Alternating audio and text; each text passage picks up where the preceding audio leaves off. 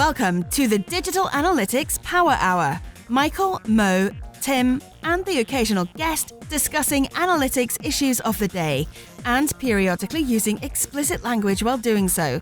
Find them on the web at analyticshour.io and on Twitter at analyticshour.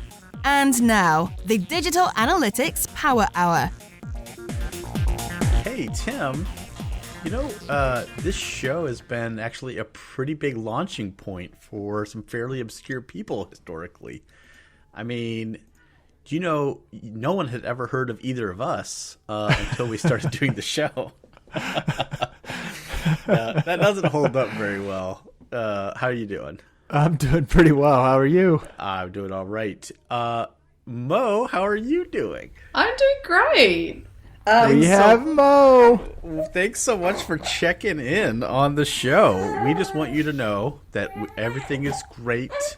Nothing bad is happening. All the episodes are still going out just like you would expect. So, yeah, Mo, how's everything been? How's it going, Mo? How's it going? Yeah, it's full on. Like, it's so much harder than I guess I thought.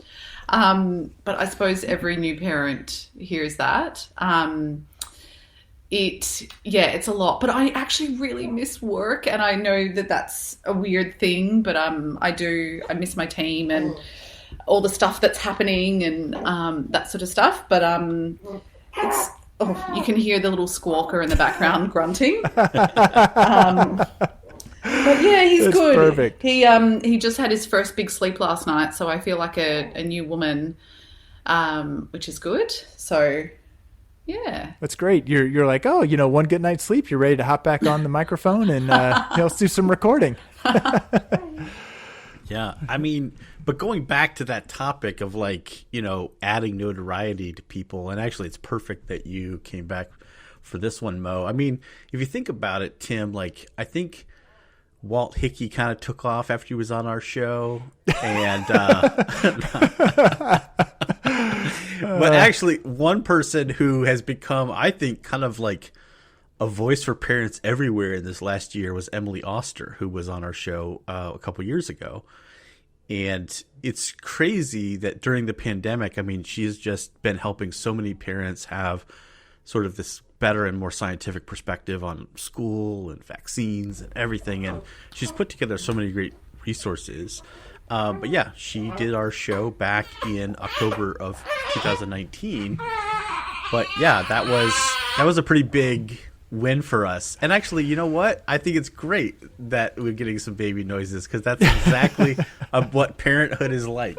You keep doing what you do, and the baby's a part of it. So that's perfect. Well, the thing is with Emily when she was on, which re-listening to the episode, I literally was finding myself laughing out loud and falling in love with Emily just one more time, because she is so funny and so smart and so, like, thinks kind of so deeply. But on the episode we're about to rebroadcast, she talks about some of the heat she got with various things that she said in both of the books that she'd written. And so it is in what sense she had kind of lived through that experience of saying things that maybe weren't what kind of the masses or people wanted to hear. And now if you look at what's happened since she's been on the show with the pandemic and she really sort of took the lead on saying, I don't care if it's crappy data to start, we got to start somewhere. And really led the charge for saying, let's figure out, and she's an economist. She says 2 or 3 times on the show, I'm an economist. I want to approach these problems like an economist. And that's what she did with the pandemic in schools. She's like, you can't just say close schools. You can't just say open schools. There are costs to everything and they need to be weighed, and we don't have data. So let's collect it. So I don't know. And just from a personal note, like, I mean, I buy her books for every single woman I know who falls pregnant. I think I'm single-handedly, like, keeping her family finances in order. But it was so funny, because you don't realize the pressure that's going to be put on you about a particular decision. Like, even when Harry was trying to make a decision about, in Australia we call him a dummy, in the US we call him a pacifier, and I was getting all this, like, mom guilt, And I was like, what am I doing? I know all the data about this topic. Like, Emily has equipped me to make a really good decision here about what I do or don't want to do. And it's been really nice in like some of the mums groups I've been hanging out in. Also, great place to recruit. There are some brilliant women in my mums group. Nice. Yeah, it's really cool. Can anyone join? I mean,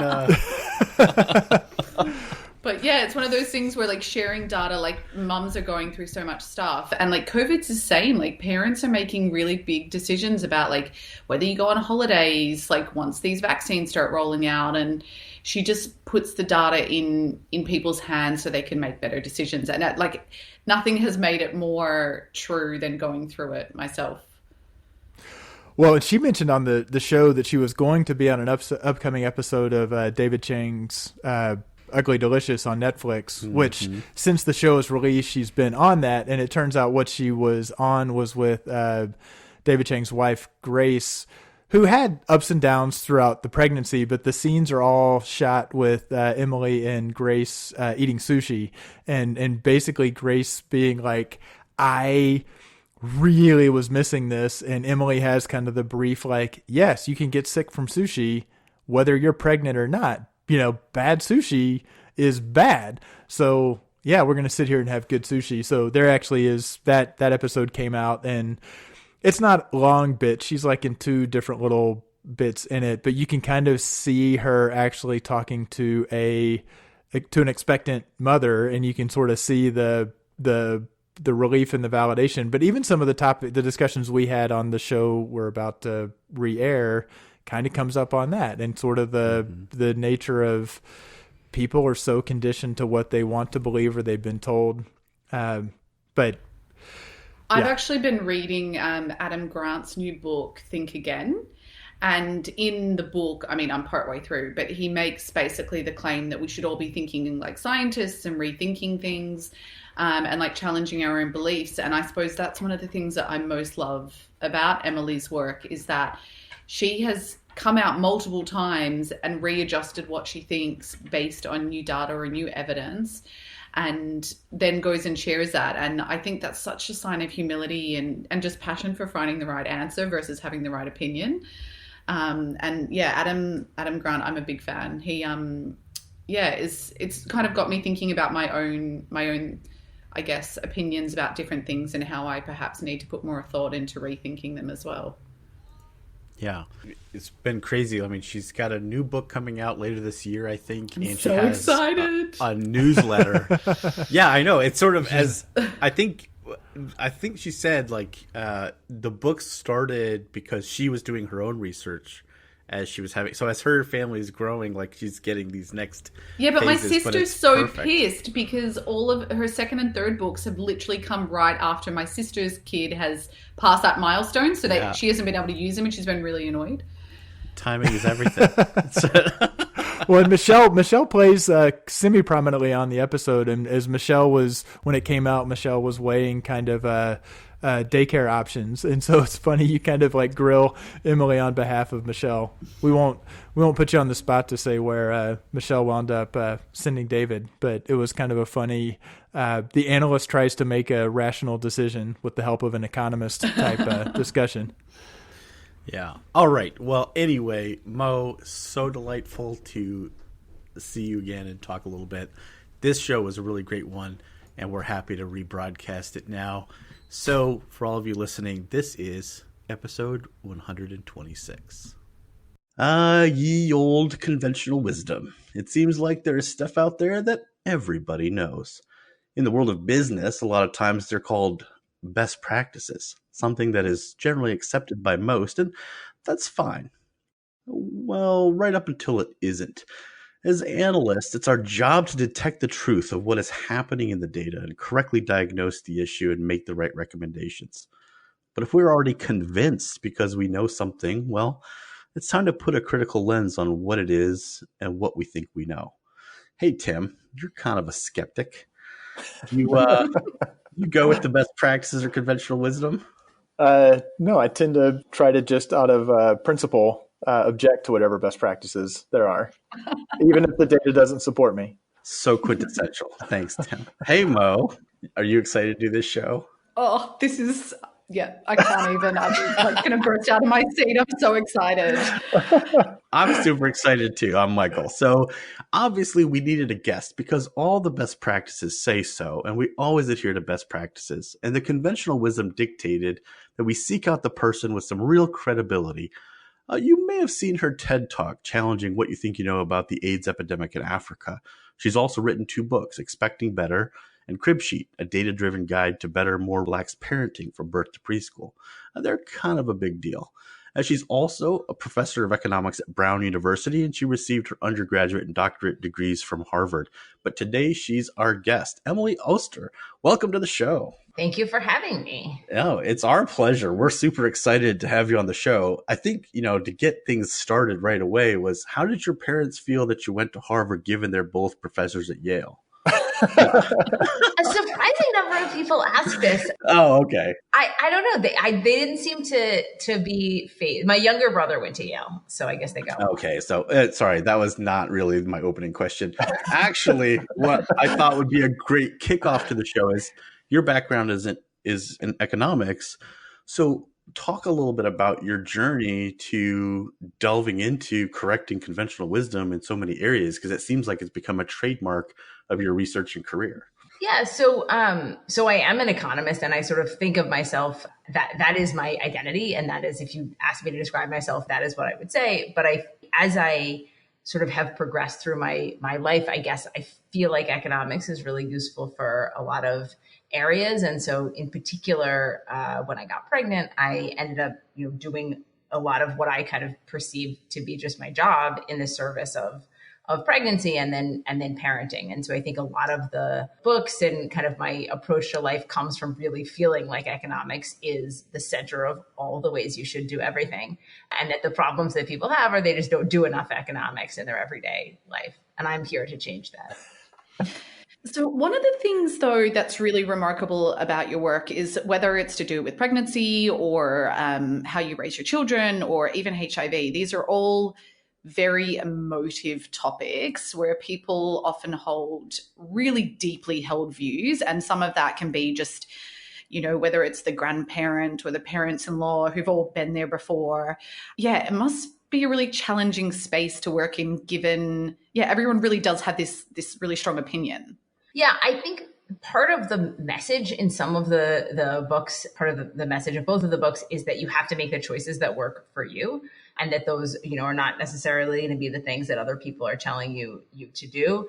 And the recognition that you should just say thank you for your comments and move on, And I feel like there's such a temptation to want to convince people that you're right in these spaces. Like when people are like, oh, you shouldn't have a, caffeinated coffee because you're pregnant. Like the lady in the Starbucks line wants to tell you that. There's such an instinct to be like, actually, let me explain some things about the studies to you. Like you weren't really paying attention to this. And maybe that's better to be like, okay, thanks, thanks. Or just to be like, yeah, it's a decaf, and just lie to her, because like, what does it matter? You can't, like, you kind of can't always convince people, and you can't always meet these sort of beliefs with evidence. But it's so easy to get sucked into when you have all this evidence and you realize that this happened to me because in kind of reading the Expecting Better before the show, I wound up in a discussion over Guinness with a neighbor, and I was really just making conversation, and man, I hit some nerves with him. And I kept coming back to saying, but the point of the book is just to be informed and then to make your own decisions,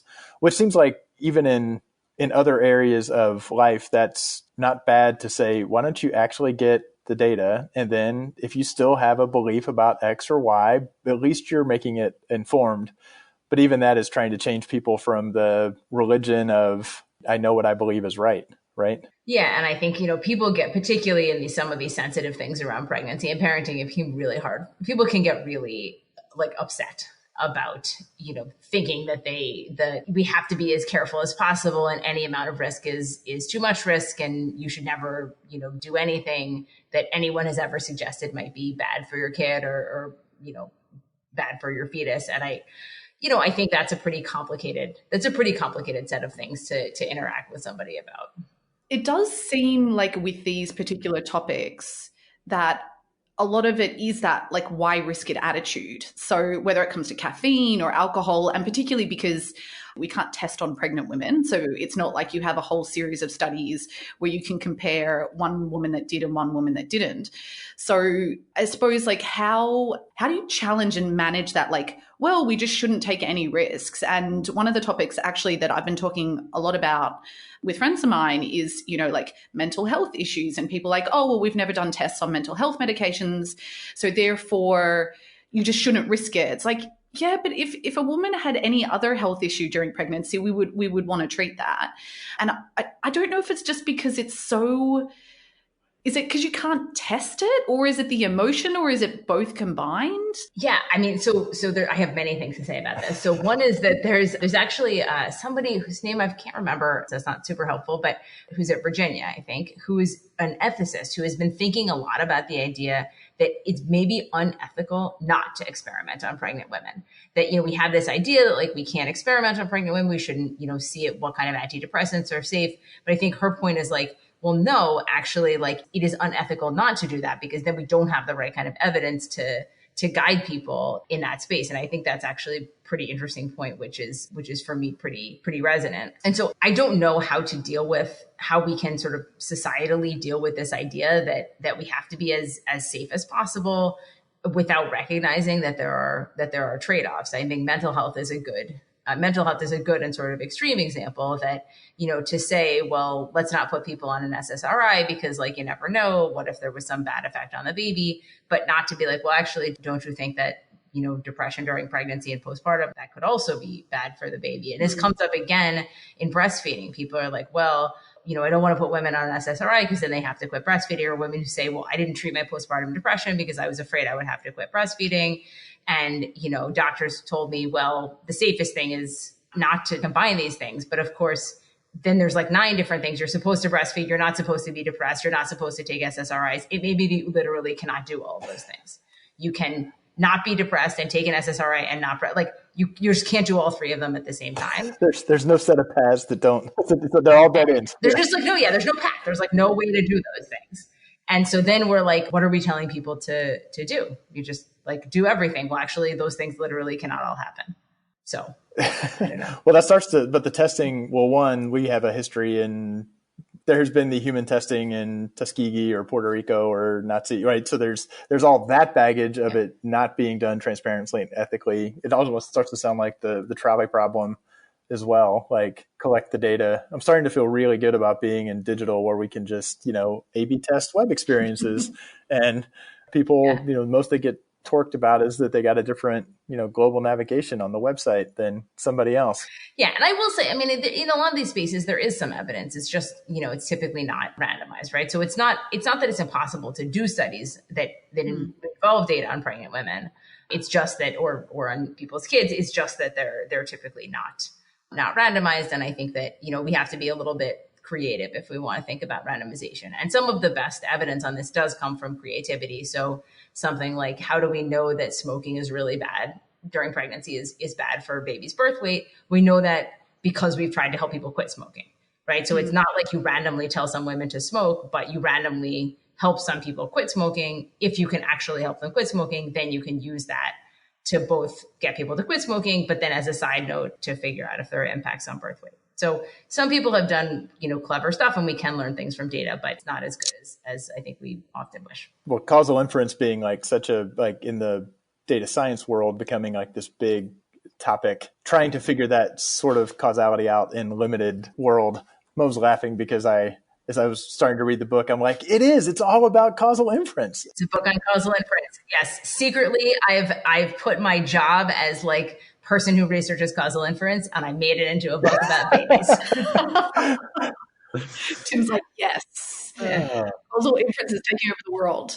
One of the questions I also wanted to understand a little bit about from you was, I guess, the standards to appear in medical journals nowadays. So, and it seems to be a topic that's coming up. The ABC News here in Australia had a show on this recently about whether, so basically some of the studies you talk about in your books some of them are really old, which I was kind of shocked to see how old they were, and that's still informing a lot of opinions today. And part of that is like the threshold to get into a medical journal is you need to have a significance level of 95%, which means that if it's 94, people think it's irrelevant. And like, what about publishing studies where there's no effect? Like, do you think there's something in that space that needs to change overall? Yes, I do. I think that there are sort of two pretty significant problems that I see in the space of papers that I spend a lot of time with. So one is just that these kind of public health literatures have not really confronted the kind of credibility revolution that I think other places have gotten to. So that means that there are a lot of studies published which are effectively just, I've compared these two groups whose, moms did different things, and I adjusted for their mom's education, and that's all I controlled for. And that kind of approach, like that is not going to lead to causal effects. Like the selection, the differences between those families on unobservable things, on things that the person doesn't see, are just really vast. And I think we just need to recognize that a lot of that research, it's not just that it could be better, it's that like we should learn nothing from it. People are like, well, it could be something else. No, it is something else. It's not the thing you think. It's just differences in the families. Like at best, it's a tiny amount of the thing you think, and almost all just differences across families. So I think we just need to confront those problems more directly. I think the other issue is just a sort of general publication bias issue, which is problematic for this kind of research, but also randomized control trials, which we tend to think of as better, also have this kind of JPI. Anides at Stanford has done a lot of interesting work on this idea that sort of publication and bias in general causes us to publish a lot of results which are probably wrong. He has a really nice paper which is called like almost all published results are wrong, or most published research findings are false, or something that I like a lot, which I think is true. So when you were doing your research, how did you dig out, I suppose, because there's obviously a lot of published content and there's a bias to assuming that's more accurate. Like, how did you make those judgment calls? If you wouldn't mind talking us a bit through the methodology. Yeah, so I think the issue of publication bias, I kind of punt on, in the sense that like I have in the back of my mind the idea that, we're going to see more significant results. And I sort of try to use that to filter a little bit. I think the bigger piece of what I'm doing is just within the results that are published, trying to identify the ones that I think are more compelling from less compelling. And so, breastfeeding is like probably the best example of that in the second book, which is sort of most of the work of that analysis is just reading the hundreds of papers on breastfeeding and deciding, which 90% of them are just junk. And then what are the 10% that are like, actually, we are learning something from. And that's a lot of what I did. And I think that's actually a big distinction between the way that I think about combining these pieces of evidence and the way that a sort of traditional epidemiological meta-analysis approach would do it. Because in the latter case, I think they spend a lot of time kind of averaging things which have some bias and saying, well, like there's a million studies that show that breastfeeding is correlated with IQ, so that must make it more likely that it's true. Mm-hmm. But all of those studies have the same problem, which is that, more educated women are more likely to breastfeed. And if we isolate the papers that are able to do the best job addressing that, it's true there's not that many of them, but they show a different thing. And I like to, focus on those papers as opposed to saying we have tons of other junky, crappy papers and, we're going to also use those. I don't like to use those. So what is it like to actually go through a paper? Like, what's the process as you're going through it that you're reading kind of the study design, presumably? I mean, do you kind of scan what are the conclusions and the findings, and then jumping to the study design and reading that in detail and just kind of trying to poke holes in it and asking questions? Like, how does that? Yeah, I think you're overstating how complicated these things are this is to do. So, basically for many of these kind of studies, it's very simple to see what the research design is. So I'll sort of read the abstract, figure out what the research design is. I look at the tables and see what they show. And I look at many, many of these papers all the time. Many of them look pretty similar. And then a lot of times I like to read the appendices. Usually the good stuff's in the appendices. That's where they put like the extra robustness check, or they show that actually like if you control for one additional thing, the results go away. So you guys got to read these supplemental appendices. That's the secret. I was just going to ask, after particularly Crib Sheet was published and some of your articles like on 538 and whatnot about breastfeeding, there has been some criticism. I guess I'm just curious how you manage that. And particularly one of the things that I do need to draw out, which I think is really interesting, is the fact that you have actually published work that has contradicted some of your previous work, which I think is completely incredible. But I suppose I'm curious to understand, particularly as analysts, like we often have to do this. How do you do that well without, say, impacting your credibility and your trustworthiness? And how do you manage it personally? So, I mean, there's sort of two separate things. So one is, yes, I did publish something that was wrong when I was in graduate school. And then I published something else saying that it was wrong. And that experience, while ultimately very formative, was at the time pretty awful. But, I got through it. And I do think about it a lot, when I write things that are going to be controversial and kind of like, first of all, I think about, how do you make sure that you're right, or you're as right as you can be given the evidence. And then I think about how to process the criticisms that people bring. I will say, in the first book, I had a huge amount of criticism on the alcohol stuff, way, way, way, way beyond. Did you see that? Did you see that coming? I mean, did you? No, I did not see that coming. That was like, I was so naive. You're like, look, here are the studies. The evidence says. Yeah, I mean, I don't know. Partly because I actually had talked to a lot of doctors. I had talked to many doctors who were like, yeah, it's fine. I tell my patients it's fine. Like you can read surveys where it's like 50% of doctors tell their patients in the US, tell their patients it's fine to have a little bit, or at least some of their patients it's fine to have a little bit of wine. So I hadn't sort of processed, like I had understood, like some people would be like, right, but I hadn't processed that this was going to be such a significant thing. And that was really, I found that really hard. Like it was, just being kind of like attacked in this way and feeling like I hadn't sort of come into it the right way. Like I would have presented the information differently or talked about it a little differently, not in terms of the conclusions, but just the way I talked about it, I would have done differently if I had known where we were going, how people would react. So that was really hard. I thought I would get some of that same kind of pushback on breastfeeding. And there's been a little bit, but it's like nothing. It was nothing like that. Oh, really? I mean, I got some people saying, well, breastfeeding is good. But I think part of it is that actually the book is a little more measured about, it doesn't say that breastfeeding doesn't have some benefits. It does have some benefits. It just says that they're kind of, people overstate them relative to the truth. So I think there was something for people to glom onto there if they were really into breastfeeding. And I think the other thing is it was much easier to help people understand why it's very costly to be so aggressive about this and why it can be really harmful for some women to get this kind of pressure, particularly if they can't breastfeed or if, it doesn't work for some reason, that's kind of, I think people had an easier time seeing that. But then there was some lady who said that I was as bad as the anti-vaxxers. Yeah. Let's just ignore that. Let's ignore that human completely. That's you can't please everybody. So you've mentioned a couple of times, talking more abstractly about some of these things where, you made a recommendation based on the analysis of these papers. And the response you got was over proportionate in terms of like the emotional reaction that people had that because of their ingoing beliefs into this. And I think that's a really good thing for analysts to think about. So can you talk a little bit about how do you, like when you speak to a lot of people, you're talking to lots of different groups of people, when something may cause someone to sort of be like, whoa, what are you talking about? How are you framing that? And what ways are you doing that? Because I think there's a really important thing for people, we don't do the kind of work you do, but we do present ideas to people who are like, I don't believe your idea.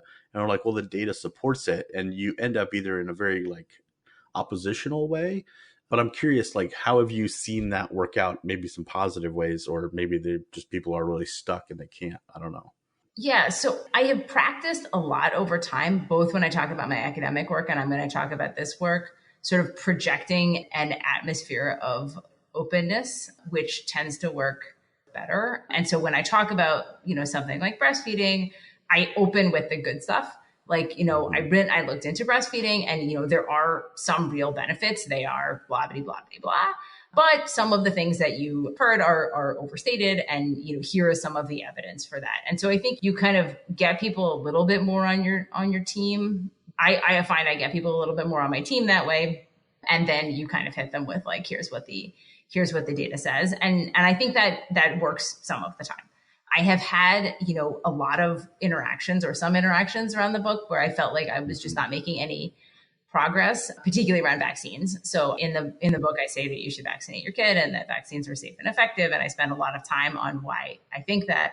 And I have talked about that with people. And that's where I get people who are just like, they're not hearing it. They have an additional, reason why, well, actually, yes, that study's from Denmark, but in Denmark, they give the first vaccines at 3 months, and here we give them at 2 months. And so you can't ever learn anything from that evidence, which of course doesn't make any sense, but is also a very hard thing to refute, because if you believe that to be true, like, what am I going to say? Like, that's crazy, but okay, like, we're not. So I think there are places where people are so ingrained that it's almost impossible to sort of pull them out with anything, data, rhetoric. Yeah. I remember our second child was born right around that time where the whole vaccination thing was really at its height. And my wife is a nurse, and we were questioning whether or not we should even vaccinate. Like, so it was crazy. And eventually we're like, come on, this is not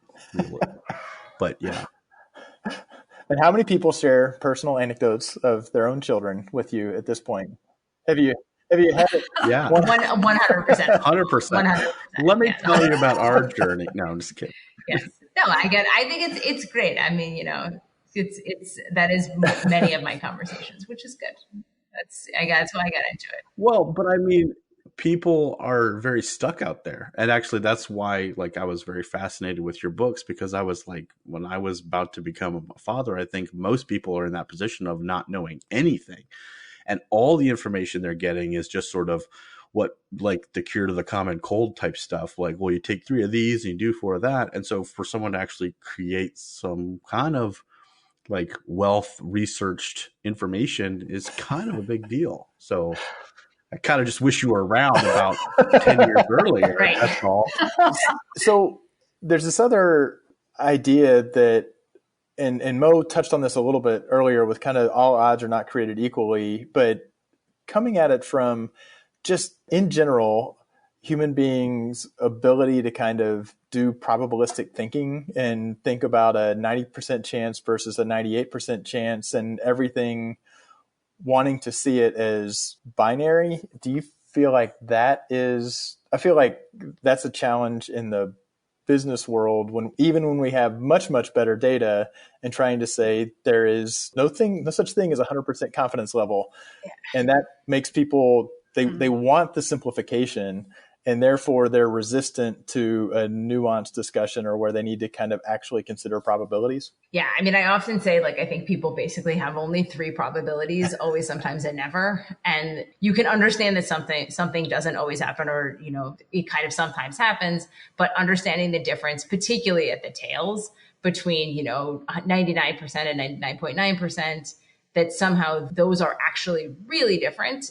And they're as different as some things you might perceive as very different, and yet people kind of don't process that. And so this is something I think about so much in writing, because it's so important to some of these decisions. So something like, what kind of prenatal testing should I have, really requires people to actually understand what are the probabilities of these different events happening. And they're very small probabilities. And so I usually try to think about framing them in a way so you're trading off things you do understand, or framing them with a probability that's closer to something you understand. So I spend a lot of time talking about, like, the risks of being in a car as a frame of something like, you're taking that risk. That's a risk you sort of understand. You could put things as more risky than that, less risky than that. At least it would be a benchmark as a starting point. I noticed that quite a bit in the book, where you'll be like, this is the probability of this. And then you'll have 5 other examples, which I guess provide like a bit of a scale, so that someone who's not familiar with the concept of probability can be like, oh, that's the same as traveling in a car or getting hit by lightning or whatever the case may be. And I think that's something that analytics could probably do better, is trying to contextualize that. Right. I mean, I think I always try to explain to people, like, the chance of winning the lottery, because one time in graduate school, I wrote a paper on lottery. And so sometimes people ask me to, like, talk about the lottery, and they'll be like, there's a 1 in 80 million chance. I'm like, that's 0. And they're like, well, what about the one? It's like, that number is 0. So in case you're wondering what the number is, it's 0. But then you find the person whose third cousin friend's neighbor actually won the lottery, and therefore they have blown up your entire premise because... The best experience I had with that was I went on Good Morning America and I talked about this. And I said, it's exciting to play because you feel like I could win, but of course you won't, or something of that nature. And they cut the quote as like, you might win. And then they cut my quote. And so my college roommate calls me and she's like, my mom said you were on the Good Morning America and you said she might win the lottery. That was not what it was. Oh, wait till we're done editing this. I mean, this podcast, We're sorry. Exactly. You can do, and that's what TV is a lot of fake news. We cannot let that air. We get too many advertising dollars from state lotteries. So one of the concepts I'd love to touch on, which I think is framed really well in your second book, Crib Sheet, is about cost benefit. And obviously working in analytics, it's something we do talk about in a business context a lot, but it also, I've been reflecting on this a lot, and I'm going to share an example from a close person to me, which I'm sure everyone can guess who that person is. So she was making a decision about daycare for her son. And she called me up, and I was a kind of shit human when we first had the conversation, because there were like 3 choices. And one was, a really good school that's really close by. They serve kind of crappy food for the kids. The kids aren't reading yet, not too sure about the educational standards. The other one was like a really, really great school, best reviews. All the kids seemed to perform really well. They were already reading. And then, there was another third option, but, the principal wasn't nice. So that was kind of next. And I said to her, I was like, well, why wouldn't you just choose the best school with like the best, I guess, education program for your kid? And she said to me, she goes, that is important. But what is also important is that's a 45-minute drive. So that's an hour and a half I don't have with my kid every day. Is the education standards of a 3-year-old going to make a difference in the course of their entire lifetime? 1 year at a preschool is probably not going to. And we ended up having this massive discussion, and I'm not going to lie, I often use a matrix and I score different things when I'm making an important decision, which I told her to do. And I then was reading your book and I had this like, whoa, this is like exactly what Emily's talking about, is like, cost benefit is also so subjective. And when it comes to parenting, that's actually okay. Like for you as a parent, something might be more important, and that might be the time with your kid. And I think you talked about this with like meal prep and cooking at home. I suppose, like, are you able to shed a little bit more light? Like, is this something that evolved, or do you, I feel like you just always got this and it's taken me a while to get there? Yeah, so I should say as background, my parents are both economists. And so in my house growing up, the sort of idea that you would trade off the cost benefit, that was just like a thing that was just like the way it operated, so we did not go grocery shopping. My parents had like figured out even in the early 80s how to get the like local grocery store to deliver. They would like fax over their list, and they would like bring these boxes. I don't know what they did before the fax, but I remember thinking like going grocery shopping was very exotic and I would like to do it because that's what everyone else did. Now I realized that was wrong. And so I was like, why don't we go grocery shopping? My mother was like, well, my opportunity cost of time is very high. And I remember being like, oh, okay, yeah, that makes sense. Like of course, that's the answer. Like I should have thought of that.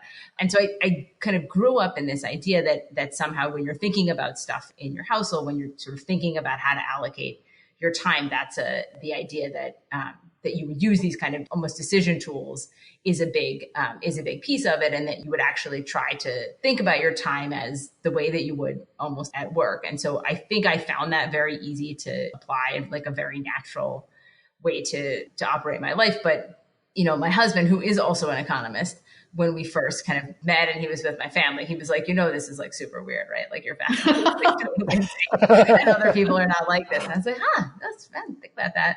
And so, I recognize it's a bit weird, but of course now he's also an economist. So it's very easy. We can just like go right into doing it all this way. But I think it is, for me, it's very helpful. Is there like the who's going to do the dishes, and it's a whole theory of comparative advantage debate between the Oster household? There are many principles that you could use, of which that is one. I think an important thing to think about with the dishes is that there is also a learning by doing component of this. So actually, before the kids, I did more of the dishes, but I also do more of the cooking. And he does the dishes. And now when I do the dishes, he's like very upset because I don't right. But yeah, I don't do it right. I mean, and I could, I don't really think that, but he's sort of like, now it's like, just step away. Now I have to move everything. I was like, okay. So systems are important. Yeah. When are you guys pitching the reality show that is literally just following you guys around in the dialogue? Yes, and the kids? Yes. My family has drawn the line at being characters in the book. That's where the line is. We're not going beyond that. This is your opportunity to tell me that's not the first time you've been asked that. No, that is the first time. Yes. No one has approached me about reality TV. Yeah, as we step away for our multi-touch moment, Josh, I recommend to everybody that they get somebody on their team that's a growth hacker. You know what I mean? Yeah, too many companies just focus on static marketing. I know, and it's a tragedy, but more and more people are getting into the swing of things, and there's a great new tool out there. I know you've heard about it, growthalytics.cool. They've been so visionary, they're now getting you to that chief growth hacker that every company needs. Yeah, and the best thing about it is you don't even have to involve your IT group. There's actually no code that needs to be added to your website. Talk about lean analytics, Michael. I love it. This is the kind of technology is created by 3 Stanford grads who realize that every other platform is out there doing it wrong. And that's just it. You deploy it or don't deploy it, actually. You just log in with the mobile app. There is no desktop. And you just choose from a predefined set of North Star metrics, and the insights just start rolling in. I mean, what could be simpler? Start up the Model S because our valuation just tripled. Boom. I'm getting 2 new pairs of Allbirds and another Patagonia vest off of this one. It's the best. All right, great stuff. Well, let's get back to the show. So I do have one question from a listener that I'd like to ask. So Nicole Feeman, we have this thing called Measure Slack, and it's basically like 5,000 analysts that just like nerd out and chat to each other on Slack and help each other with problems, which is really lovely. And I did share with some of the people on there that you were going to be on the show. So Nicole was really curious to understand, I suppose, when you're going into doing analysis like this, whether it's on breastfeeding or like whatever the topic is, naturally as humans, we always have something in our mind of what we expect the outcome to be. So she wanted to understand, like, what about your findings most challenged your prior assumptions? And I guess from a practical standpoint, like how do you, we've talked about bias quite a bit on the show before and like how to mitigate from it in analysis, but like, do you have any tips or tricks or like techniques that particularly work for you? Or yeah, I don't know. Yeah, I mean, I struggle with this. I do struggle with this, and I try to de-bias. It's not like that's really a thing that you can do, but I try to kind of acknowledge to myself before I start writing this stuff, kind of what biases I'm bringing. I would say most of the stuff that I was surprised by were things where I just didn't think there would be any data, and then there was. So the one that comes up in Crib Sheet is the issue of discipline, sort of just like looking at whether there is evidence for any particular kind of discipline where I thought that there would not be. And then it turned out actually there was pretty good evidence in favor of some forms, some like sort of specific discipline programs, mostly around sort of positive interactions and timeouts and so on. So that was a place where that was a place where I changed what I was doing parenting wise because of doing the research for the book, which doesn't happen that much because usually I've already like learned about the thing before I write it in the book.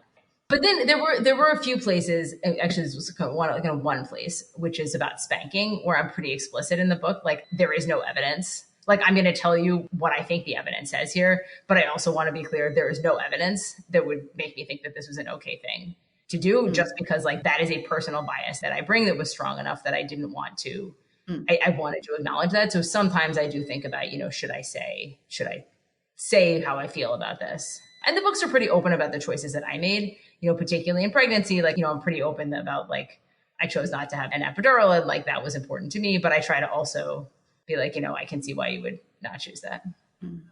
Yeah. So in my research, what I did is I went back and I read all the 1 and 2 star reviews Oh, nice. on Amazon. That sounds fun. So, because what I wanted to see was sort of how people who were sort of like having a problem were interacting with it. And that was very interesting because between books, the tenor of the disagreement changed.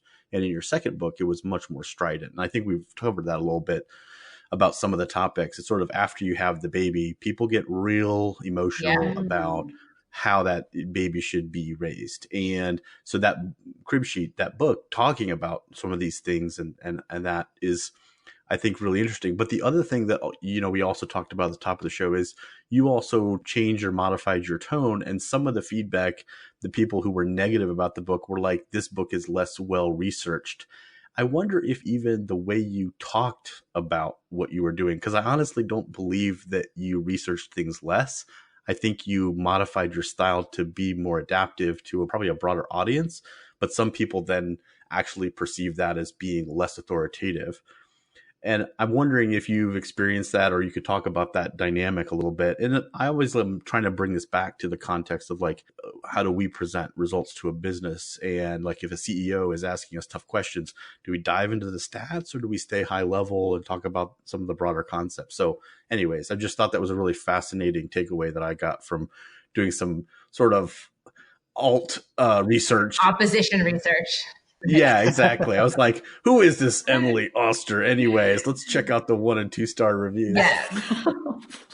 Yeah. So, okay. So I found that particular criticism to be super interesting. And I think part of it is that the data is not as good in a lot of these, like it's not as, and it's not giving you the answer. Right. And so I think for a lot of things in pregnancy, like when people read that book, they were like, okay, the data says it's fine to have sushi. And there were many things like that. Like the data says blah. And it's not that there weren't choices or that it wasn't like some people would choose differently, but there was a lot more where it was just like, here is what the evidence says. And that's something you can kind of take to the bank and you can really learn something from the evidence. Right. In the many things in early childhood, it's like, look, here is some evidence that we have. And it's not super compelling and it's not always that good. And so I think even people who like the book were like, yeah, I thought this was just going to, like, it was going to be like expecting better. You were going to tell me like, do this, don't do that. And like, why didn't you tell me that? And the book was more like, well, you can make your own choices. And so I think that's some of what people are reacting to.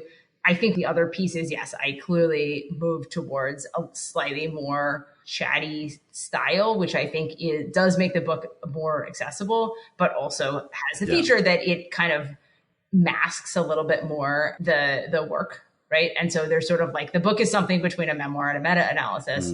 In both cases, the thing that's underlying it is a meta-analysis. The question is, when you write it, how close do you get to writing the meta-analysis? And I think the first book is closer to that than the second, even though the research was. Are we trending then towards the third book is the teenage years? I don't know. We have no idea. Just be like, do whatever. Who cares? Yeah. It doesn't matter. They're going to hate you. Yeah, exactly. Just try to live through it. Don't die. No one has cracked that code. Yeah, I don't know. I'm thinking out loud here, but I do wonder, because you have talked before about the concept that lots of parental decisions and I guess the justification for why a parent made a particular decision stems from loss aversion. And basically like that decision was so tough for me and involved sacrifice. So therefore it must have been a better decision. I wonder, and this is literally me just hypothesizing, but I just wonder whether a person reading one of your books pre being a parent, therefore would be able to have a more open mind than a person post children reading your book. Although, I don't know, Tim read them all and he seems to have an open mind, but he's all about the data. So I don't know. The reviews clearly indicated that someone should read this book before having a child. Okay. Absolutely. Is my perspective. Yeah. I think once you have a kid, you can get pretty like locked into the things that you're doing. And it can be very hard to either say, well, I did this wrong, or even if the book's like all choices are good, or many different choices could be the right choices for you. If you made a choice that was very difficult, that then to hear like there wasn't a lot of benefit from that, I think that's the thing that's hard, right? So I write in the book about how like sleep training, like there's no evidence that that's bad for your kid and it does help them sleep better. And one of the pieces of pushback I got there was from people who were like, I suffered through, postpartum depression and my kid didn't sleep through the night until they were 2, but I would do anything for them. And like, if you choose to do this, you must hate your kid. And I think some of that comes from the feeling like, to just be like, yeah, I suffered through postpartum depression and, my kid didn't sleep through the night too, but I guess that was on me because I could have done it a different way. I think that's not something we like to say.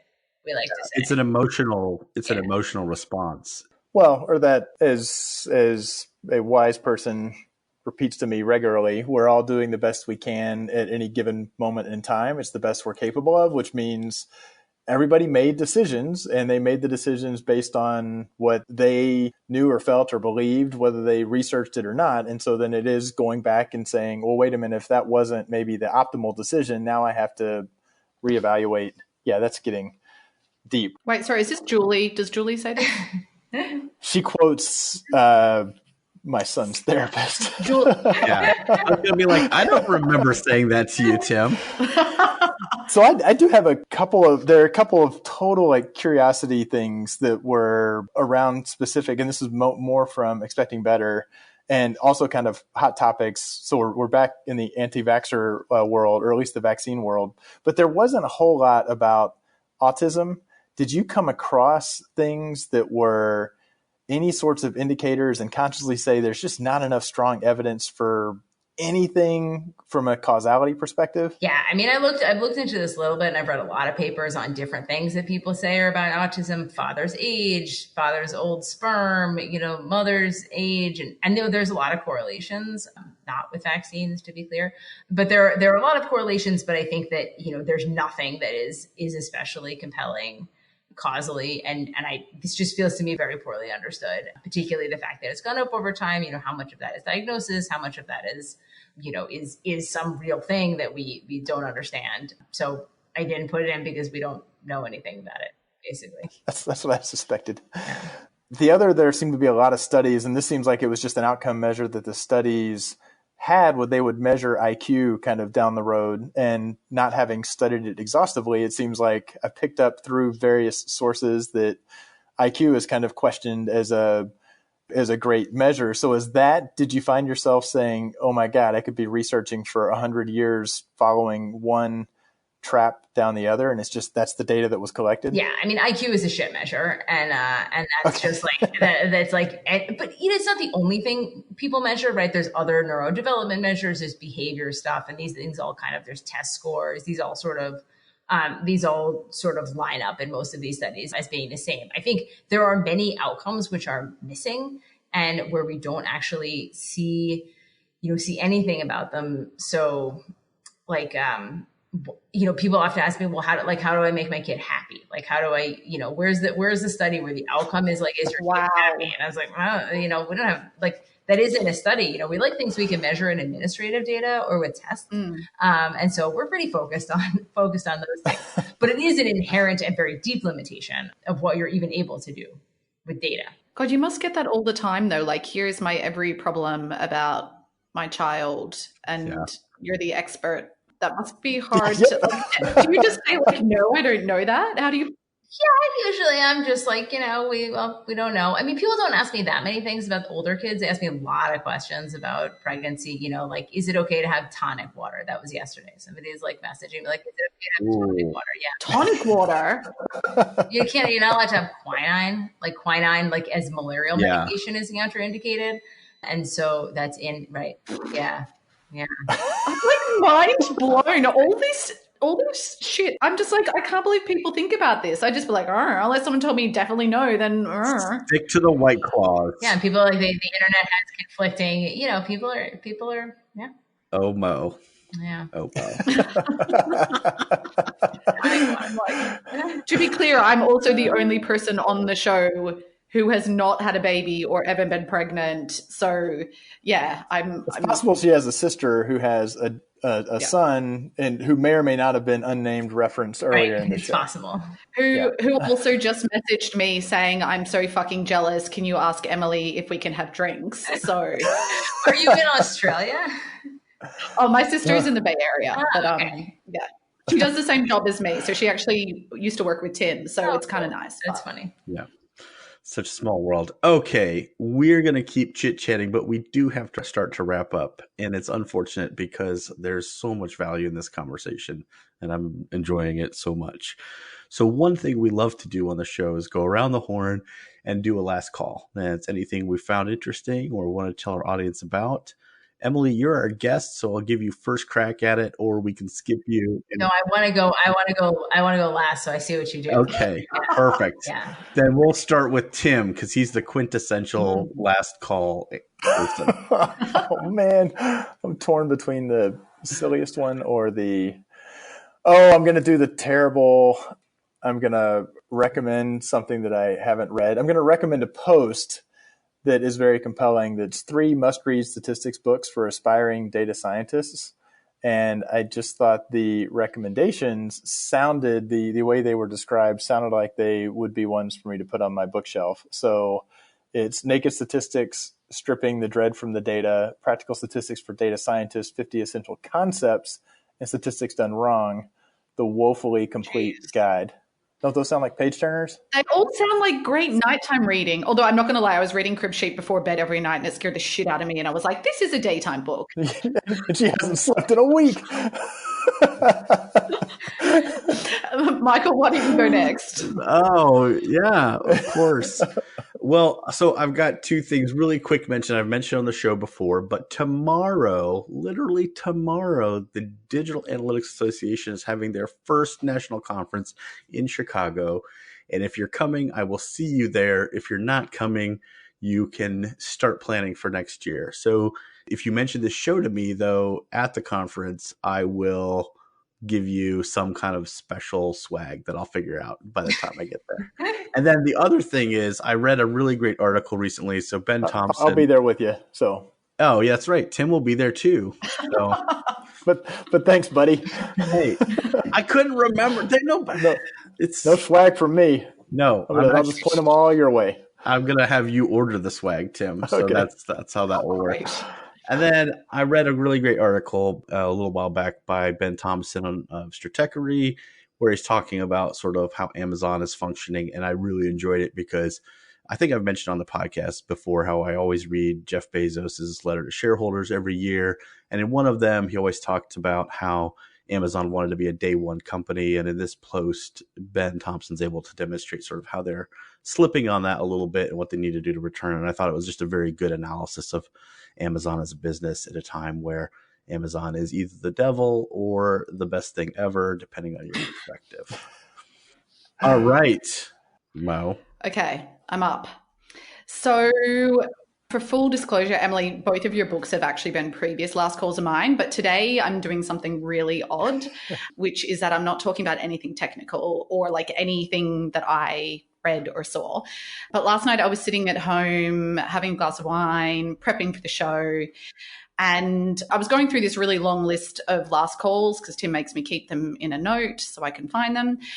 And I was just sitting there being like, damn, how did I get really so lucky? Like lucky to not only be on the show, and Tim and Helbs obviously are like amazingly supportive, and every crazy idea they always back me. But I was just sitting there like so excited to speak to you, Emily, and thinking that I get to spend an hour with this person that I never thought in my whole life that I'd probably ever get to talk to, and ask her all these really fascinating questions. So my last call today is to encourage people to not read something or listen to something, but it's to reach out to someone, and someone that they admire or respect. Even reach out to someone that you think you could help instead of just always asking other people for help. You could reach out and offer a hand to someone that you have a curly question for, because I guess basically all the people that we never dream of interacting with, you don't get the chance unless you ask. So have a think also when you're reaching out to those people about how you could help them, and not just ask them for favors. And then the next time someone asks you, like, pay it forward and say yes to that other person that probably looks up to you. So yeah, sorry, it's a bit schmaltzy, but I did confess I was drinking wine at the time. So, No. You're saying we peaked? That is so nice. Okay. I don't think I can follow that so nicely.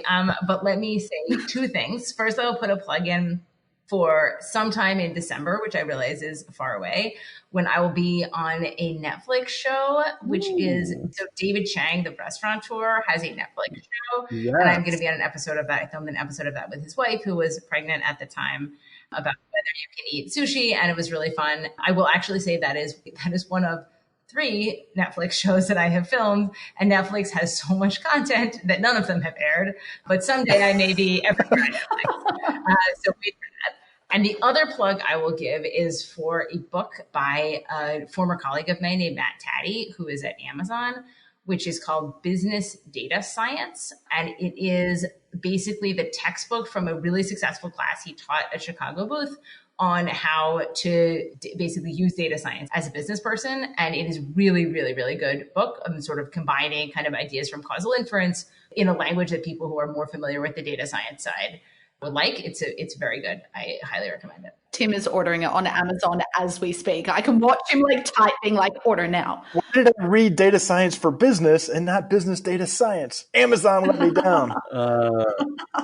No, that's awesome. So is that David Chang's Ugly Delicious show? Yes. Okay. Well, that's a great show. Oh, wow. Yeah. Okay. Yeah. Well, Michael just got really excited to have you on the podcast now that he knows that you're upcoming. Whatever. Listen. I only did this because my husband was like, "Can you become friends with these people, and then we can go eat hand-pulled noodles with them in Queens?" And I was like, "Okay." Yeah. Fun. So now I'm working really hard on becoming. Actually, David's wife Grace is extremely nice.